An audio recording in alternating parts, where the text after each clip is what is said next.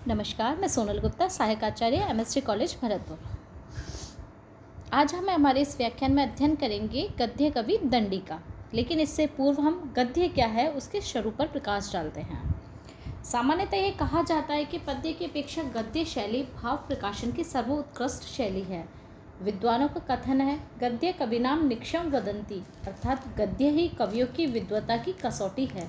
गद्य में समासों का प्राधान्य तथा ओज गुणों की स्थिति ही इसके प्राणपद धर्म है। साहित्य शास्त्रियों ने काव्य को प्रमुखता गद्य पद्य दो भागों में विभक्त किया है। छंदयुक्त रचना पद कहलाती है तथा छंदविहीन गद्य। इसी गद्य को समीक्षकों ने पुनः दो भागों में विभक्त किया है, वैदिक साहित्य का गद्य और लौकिक साहित्य का गद्य। वैदिक साहित्य के गद्य से तात्पर्य है वह गद्य जो चारों संहिताओं ब्राह्मण, आरण्यक, उपनिषद एवं वेदांगों में प्रयुक्त होता है। इसी प्रकार लौकिक संस्कृत साहित्य के गद्य का रूप महाभारत, पुराण, कथा, व्याकरण, अर्थशास्त्र, नीतिशास्त्र, दर्शन, नाटक, शिलालेख एवं प्रशस्तियों में भी प्रयुक्त हुआ है। गद्य शब्द गद धातु से यत यह प्रत्यय करने पर बनता है। यह लय प्रधान पद्य बंध से भिन्न है। इसमें पद्य बंध का परित्याग करते हुए भाव, भाष्य एवं रस का परिपाक होता है।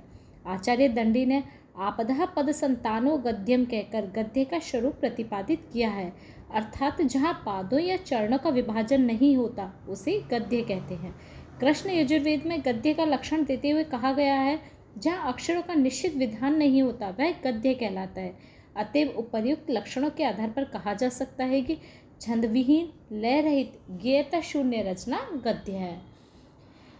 आचार्य दंडी का हम सामान्य परिचय का अध्ययन करते हैं। दंडी के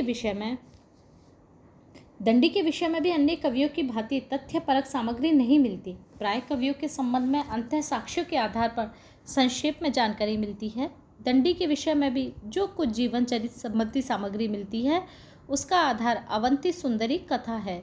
दंडी के पूर्वज गुजरात में स्थित आनंदपुर के निवासी थे। कुछ लोग दंडी को दक्षिण दिशा में विदर्भ नगर के निवासी मानते हैं, जिसका आधार उनकी प्रसिद्ध रचना दशकुमारी चरितम तथा काव्य आदर्श है। विदर्भ नगर की पुष्टि कवि द्वारा वैदर्भी शैली के प्रयोग से भी होती है। बाद में वह एलिचपुर में आकर रहने लगे।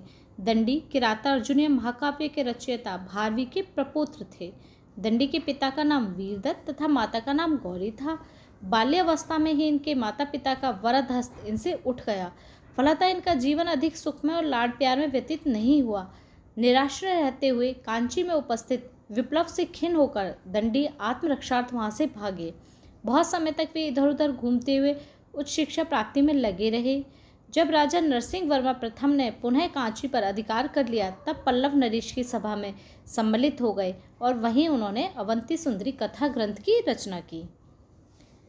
महाकवि कालिदास के समान ही दंडी के समय और जीवन चरित्र के विषय में जो कुछ भी लिखा है वह केवल अनुमान पर आश्रित है।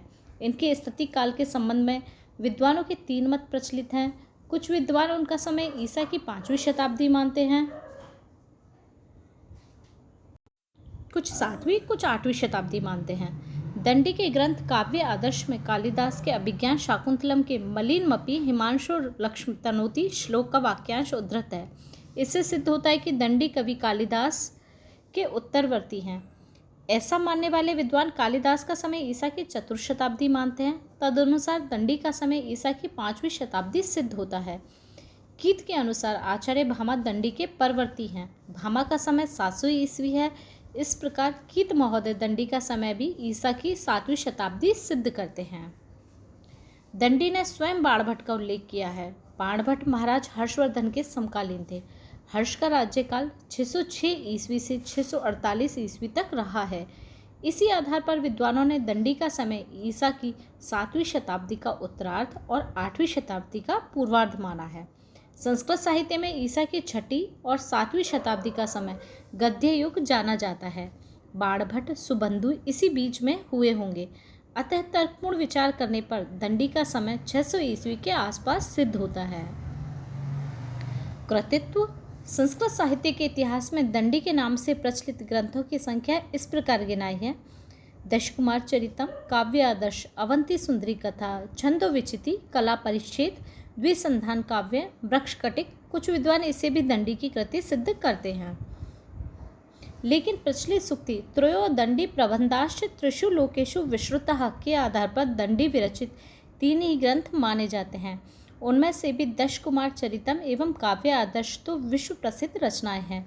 तीसरी रचना के विषय में कुछ निश्चय नहीं हो पाया है कि यह तीसरी रचना अवंती सुंदरी कथा है या छंदोविचिति। कुछ विद्वान वृक्ष कटिक को दंडी की तीसरी रचना मानते हैं, कुछ लोग काल परिच्छेद को ही तीसरी रचना सिद्ध करते हैं।